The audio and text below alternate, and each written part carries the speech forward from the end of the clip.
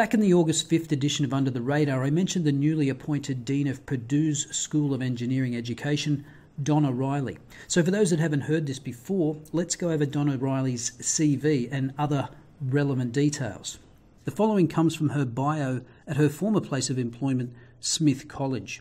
My scholarship currently focuses on applying liberative pedagogies in engineering education, leveraging best practices from women's studies and ethnic studies to engage students in creating a democratic classroom that encourages all voices. In 2005, I received a career award from the National Science Foundation to support this work, which includes developing, implementing and assessing curricula and pedagogical innovations based on liberative pedagogies and student input at Smith, and understanding how students at Smith conceptualise their identities as engineers.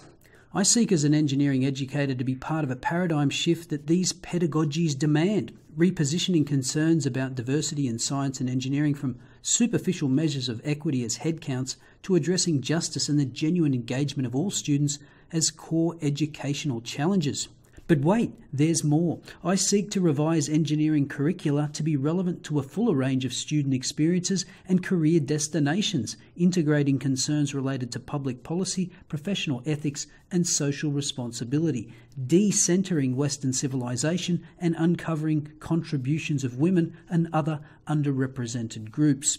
And then in one of the subjects she teaches, EGR 330, Engineering and Global Development, we examine how technology influences and is influenced by globalization, capitalism, and colonialism, all evils of white males, and the role technology plays in movements that counter these forces. Gender is a key thread running through the course in examining issues of water supply and quality, food production, and energy. And you'll be happy to know in EGR 205, we take up racist and colonialist projects in science, as well as the role of technology, culture, and economic systems in the drive toward bigger, faster, cheaper, and more automated production of goods. A course theme around technology and control provides for exploration of military, information, reproductive, and environmental applications. Using readings from philosophy, science, and technology studies and feminist and post-colonial science studies, we explore these topics and encounter new models of science and engineering that are responsive to ethical concerns. And Riley also has a very interesting list of publications. Now, before I go on, let me give you the most generous interpretation of what Riley is advocating for. That engineering, and I suspect in Riley's opinion other subjects, are too narrowly focused on technical skills, and we should think more about wider social implications. Here's Riley at a conference in 2013 arguing against the prioritization of rigor in the field of engineering education. Now, you are going to be speaking on Wednesday, and your topic is rigor. Tell us what it's about. So rigor is a concept that's been used really against a lot of engineering education researchers to devalue our work. And it's even used within engineering. So for example, an engineer that uses less complex math in their work is seen as being less rigorous than someone who uses more complex math. And my question is, why do we use that as the measure of the value of our work? Because if we looked at, say, social value, what's the impact of an engineer's work on saving lives, for example, we might come up with a really different prioritization of work in engineering. And then in engineering education, what I think's happened is that because of that devaluing, we've said, oh, we're going to talk about rigorous engineering education research, but I wonder about who's being excluded when we say that.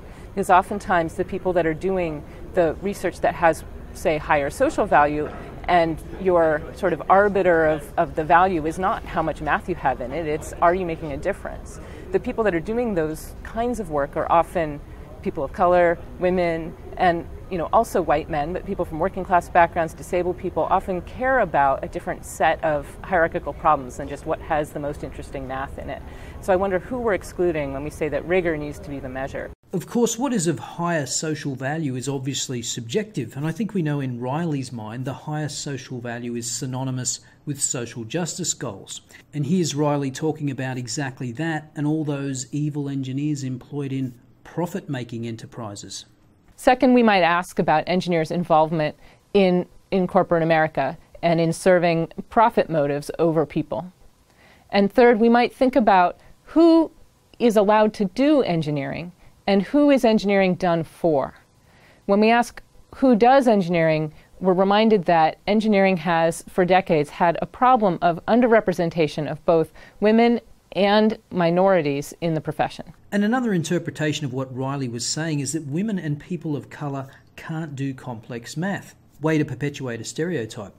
As I said, the clip attacking Rigor was from 2013, but this is obviously an extremely important issue for Riley since she published an article just last month on this very topic. Rigor Us, Building Boundaries and Disciplining Diversity with Standards of Merit. This is from the abstract.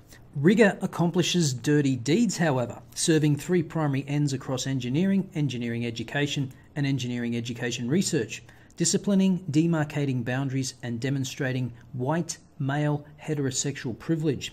Understanding how rigor reproduces inequality, we cannot reinvent it, but must rather relinquish it, looking to alternative conceptualizations for evaluating knowledge, welcoming diverse ways of knowing, doing, and being, and moving from compliance to engagement, from rigor to vigor. So rigor produces inequality because only the rigorous, white men, can succeed. Apparently women and people of colour can't be rigorous. But of course, what's left out of this simplistic construction is that Asians are far more overrepresented in STEM fields than whites and therefore benefiting from rigor privilege. As Pew Research notes, about 2/3 of the total workforce was white in 2011, but whites made up a higher share of STEM employees at 71%. For Asians, the difference is larger. 15% of STEM workers were Asian, compared with 6% of the overall workforce. So for all you Asians out there, what are you doing to help dismantle your Asian rigor privilege? But more seriously, I don't think rigor is just about how complex the math is. It's about knowing that when you've designed something, that it will actually work or do what it was designed to do because the math is correct. It's kind of important that way. Now, a critique of Riley's article was penned over at the New Criterion that takes a look at some of the more absurd claims made by Riley.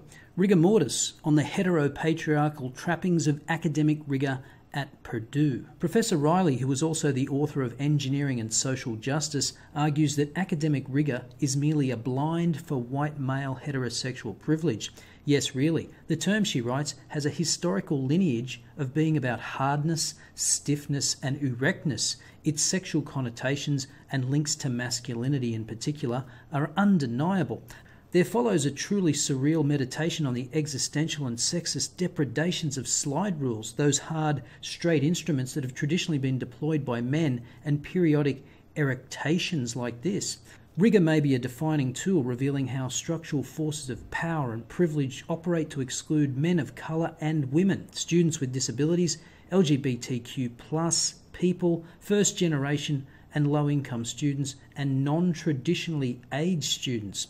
Of course, it's not just rigor that upsets Professor Riley. There's also scientific knowledge itself, which according to Professor Riley is gendered, raced, and colonizing.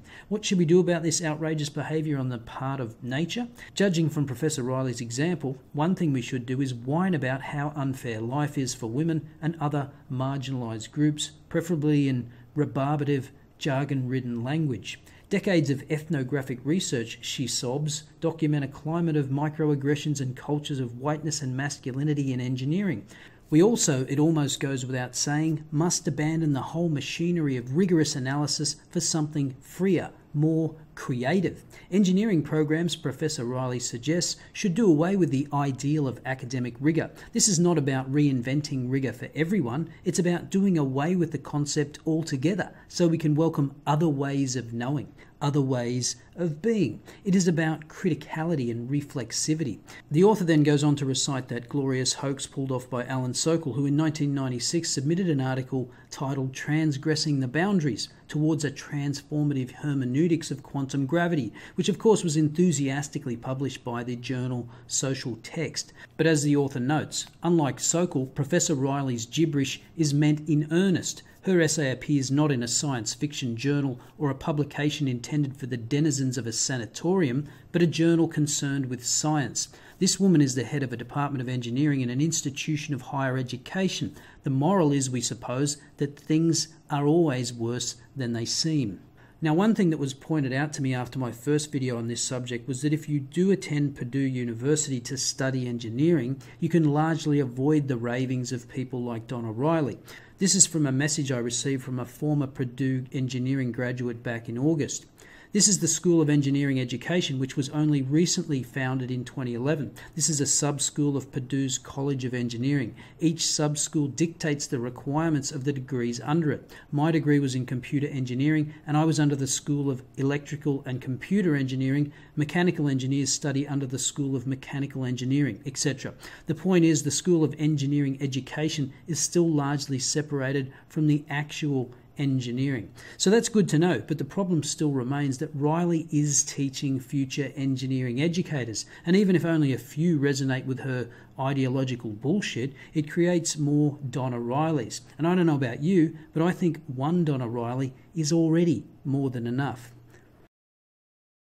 So, can Donna Riley be safely ignored as a fringe lunatic, or is it part of the broader problem of social justice infecting all areas of academia? Let me know your thoughts in the comments below. I'll see you next time.